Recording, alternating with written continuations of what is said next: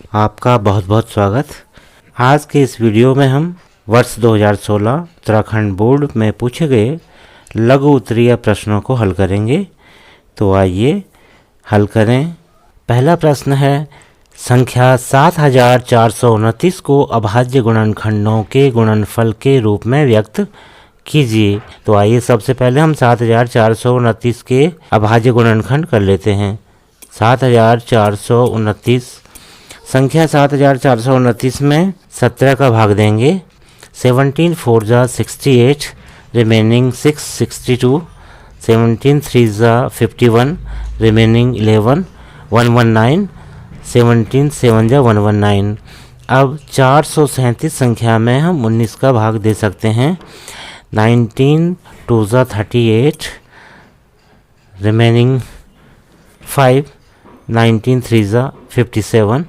तो इस तरह से हमने 7429 के अभाज्य गुणनखंड कर लिए हैं और हम लिख सकते हैं 7429 बराबर 17 गुणा 19 गुणा 23। इस तरह से हमने 7429 को उसके अभाज्य गुणनखंडों के गुणनफल के रूप में लिख लिया है। प्रश्न संख्या 2, एक द्विघात बहुपद ज्ञात कीजिए जिसके शून्यांकों के योग तथा गुणनफल क्रमशः वर्गमूल 2 व 1/3 हैं। तो आइए हल करें। दिया गया है शून्यकों के योग तथा गुणनफल वर्गमूल 2 व 1/3 है। मान लेते हैं कि एक शून्यक अल्फा है और दूसरा शून्यक बीटा है। इस स्थिति में शून्यकों के योग यानी अल्फा धन बीटा बराबर हमें दिया गया है वर्गमूल 2 और शून्यकों का गुणनफल यानी अल्फा गुणा बीटा बराबर 1/3 दिया गया है और हमने द्विघात बहुपद ज्ञात करना है। तो द्विघात बहुपद ज्ञात करने के लिए जो सूत्र उपयोग में लाया जाता है वह इस प्रकार है, x का वर्ग ऋण अल्फा धन बीटा गुणा x धन अल्फा गुणा बीटा बराबर 0। तो अल्फा धन बीटा और अल्फा गुणा बीटा का मान हम यहाँ रखेंगे। x का वर्ग ऋण वर्गमूल 2 गुणा x धन 1/3 बराबर 0। 3 हम लॉसों के रूप में ले सकते हैं। 3 को लॉसों लेने के बाद अंश में 3x का वर्ग ऋण 3 वर्गमूल 2x धन 1 बराबर 0। 3 को हम दाहिनी ओर ले जा सकते हैं। तो इस तरह से हमारा द्विघात बहुपद आ जाता है 3x का वर्ग ऋण 3 वर्गमूल 2x धन 1 बराबर 0। द्विघात बहुपद हमें इस तरह से 3x वर्ग ऋण 3 वर्गमूल 2x धन 1 बराबर 0 के रूप में प्राप्त हो जाता है। यही हमारा उत्तर होगा। प्रश्न संख्या 3, जांच कीजिए कि समीकरण युग्म x धन 3y बराबर 6 और 2x ऋण 3y बराबर 12 संगत हैं। आइए हल करें। जैसा कि हम जानते हैं कि दो चरों वाले रैखिक समीकरण का मानक रूप ax धन by धन c बराबर 0 होता है। तो समीकरण युग्म की जो पहली समीकरण है x धन 3y बराबर 6 से हम x का गुणांक a1 1, y का गुणांक b1 3 और c अचर पद c1 का मान हम ले सकते हैं ऋण 6 के रूप में।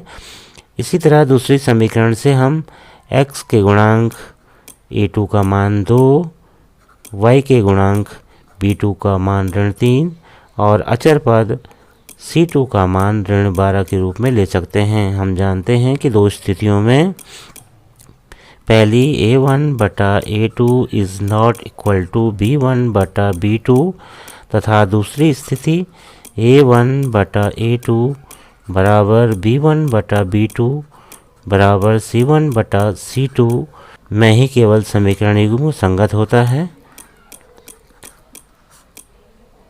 तो आइए जांच करें। a1/a2 बराबर 1/2 और b1/b2 बराबर 3/3 अनुपातों की तुलना करने पर हम यह पाते हैं कि 1/2 बराबर नहीं है 3/-3 के, यानी A1/A2 is not equal to B1/B2 के। अतः हम कह सकते हैं कि दिया गया समीकरण युग्म एक संगत समीकरण युग्म है। प्रश्न संख्या 4, समांतर श्रेणी के प्रथम दो पद लिखिए जबकि a बराबर -1 और d बराबर 1/2। तो आइए हल करें। दिया गया है a बराबर ऋण 1, d सर्वांतर बराबर 1/2। हम जानते हैं कि दूसरा पद a2 बराबर पहला पद धन d यानी सर्वांतर। a2 बराबर a की वैल्यू हमें दी गई है ऋण 1 के रूप में और d सर्वांतर की वैल्यू हमें दी गई है 1/2 के रूप में। तो a2 को हम लिख सकते हैं ऋण 2 धन 1 या a2 बराबर ऋण 1/2। तो इस तरह से समांतर श्रेणी के प्रथम दो पद a और a2 यानी ऋण 1, ऋण 1/2 होंगे। प्रश्न संख्या 5, यदि tan a बराबर 4/3 तो sin a तथा cos a का मान ज्ञात कीजिए। आइए हल करें। दिया गया है tan a बराबर 4/3 और हम जानते हैं कि tan थीटा बराबर लंब बटा आधार होता है। इस आधार पर हम दिए गए चित्र में कोण ए की सम्मुख भुजा जो कि BC है वो लंब होती है और उसकी माप 4 दी गई है। AB भुजा आधार भुजा है, इसकी माप 3 दी गई है। अब हम पाइथागोरस प्रमेय के आधार पर इस समकोण त्रिभुज का कर्ण ज्ञात कर सकते हैं। हम जानते हैं कि पाइथागोरस प्रमेय के अनुसार कर्ण का वर्ग बराबर लंब का वर्ग धन आधार का वर्ग होता है। तो लंब का वर्ग यानी 16 धन आधार का वर्ग यानी 9। तो इस तरह से कर्ण का वर्ग हमारे पास 25 आ गया है, जिसका वर्गमूल लेने पर हम कर्ण को ज्ञात कर सकते हैं, यानी कर्ण हमारा 5 मात्रक आ गया है। अब हम बड़ी आसानी के साथ sin a का मान ज्ञात कर सकते हैं। हम जानते हैं कि sin थीटा बराबर लंब बटा कर्ण, लंब बटा कर्ण होता है। चित्र से sin a के लिए लंब 4 है और कर्ण 5 है, तो sin a का मान 4/5 होगा। इसी तरह से हम cos a का मान ज्ञात कर सकते हैं। हम जानते हैं कि cos a बराबर आधार बटा कर्ण। चित्र से cos a के लिए आधार 3 और कर्ण 5 है, तो cos a का मान 3/5 होगा। प्रश्न संख्या 6, रिक्त स्थानों की पूर्ति कीजिए। क, एक वृत्त की समांतर स्पर्श रेखाएं हो सकती हैं।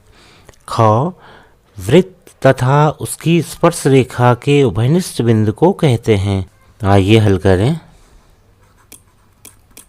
क, एक वृत्त की समांतर स्पर्श रेखाएं हो सकती हैं। तो जैसा कि चित्र में दिखाया गया है, AB और CD दो समांतर रेखाएं हैं जो वृत्त को बिंदु E और बिंदु F पर स्पर्श कर रही हैं।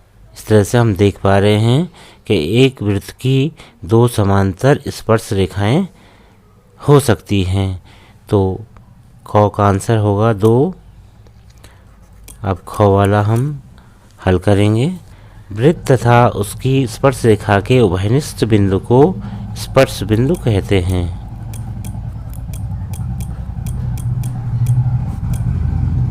प्रश्न संख्या 7, दो समरूप त्रिभुजों की भुजाएं 4:9 के अनुपात में हैं।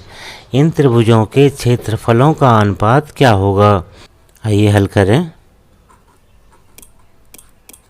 जैसा कि हम जानते हैं कि दो समरूप त्रिभुजों के क्षेत्रफलों का अनुपात उनके संगत भुजाओं के अनुपात के वर्ग के बराबर होता है। तो यहाँ हमारे पास दो समरूप त्रिभुज हैं, त्रिभुज ABC और त्रिभुज DEF। पहले त्रिभुज ए बी सी की भुजा ए बी और दूसरे त्रिभुज डी ई एफ की भुजा डी ई संगत भुजाएं हैं।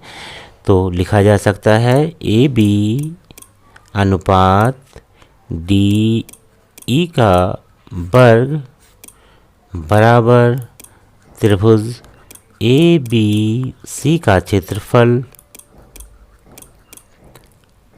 अनुपात त्रिभुज डी ई एफ का क्षेत्रफल। प्रश्न में हमें दिया गया है कि दो समरूप त्रिभुजों की भुजाएं 4:9 के अनुपात में हैं। तो संगत भुजाओं के अनुपात के स्थान पर हम 4:9 यानी 4/9 लिख सकते हैं। तो 4/9 का वर्ग बराबर हो जाएगा त्रिभुज ए बी सी का क्षेत्रफल अनुपात त्रिभुज डी ई एफ का क्षेत्रफल, जो कि वर्ग करने पर अंश का वर्ग यानी 4 का वर्ग 16 और हर का वर्ग यानी 81। तो इस तरह से हमने पाया कि दोनों समरूप त्रिभुजों के क्षेत्रफलों का अनुपात 16:81 होगा।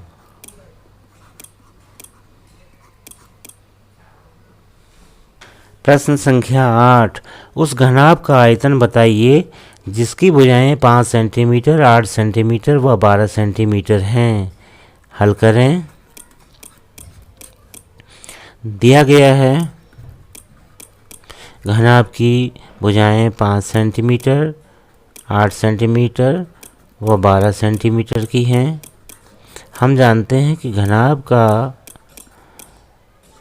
आयतन बराबर लंबाई गुणा चौड़ाई गुणा ऊंचाई। तो लंबाई इसकी 5 सेंटीमीटर, चौड़ाई 8 सेंटीमीटर और ऊंचाई 12 सेंटीमीटर, तीनों को गुणा करने पर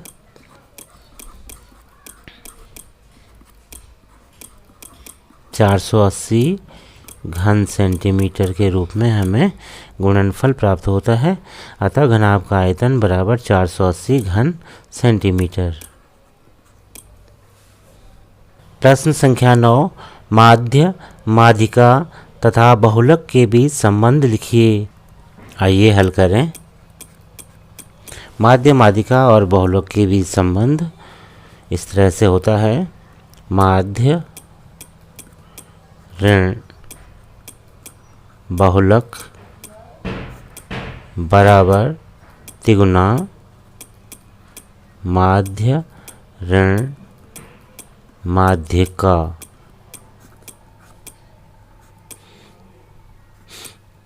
या हम इसे इस तरह से लिख सकते हैं, माध्य ऋण बहुलक बराबर 3 गुणा माध्य ऋण 3 गुणा माध्यिका। पक्षांतरण करेंगे। बहुलक को दाएं पक्ष में तथा दाएं पक्ष को बाएं पक्ष में लाने पर हम इस तरह से लिख सकते हैं, माध्य ऋण 3 गुणा माध्य धन 3 गुणा माध्यिका बराबर बहुलक।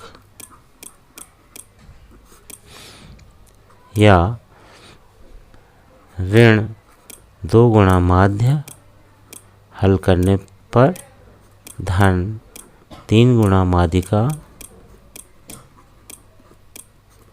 बराबर बहुलक। या 3 गुणा माध्यिका ऋण 2 गुणा माध्य बराबर बहुलक। तो माध्यिका, माध्य और बहुलक के बीच संबंध को इस तरह से हम लिख सकते हैं। प्रश्न संख्या 10, यदि PE बराबर 0.05 है तो E नहीं की प्रायिकता ज्ञात कीजिए। आइए हल करें। दिया गया है P ई बराबर 0.05 और हमें बताना है पी ई बार। ई नहीं को पी ई बार भी हम कहते हैं। हम जानते हैं कि पी ई धन P E bar is equal to 1। P E धन पी ई बार बराबर 1 होता है। पी ई की वैल्यू रखने पर 0.05 धन P E bar is equal to 1 पक्षांतरण करेंगे तो पक्षांतरण करने पर पी ई बार बराबर 1 ऋण 0.05। अब हमने 1 से 0.05 को घटाना है।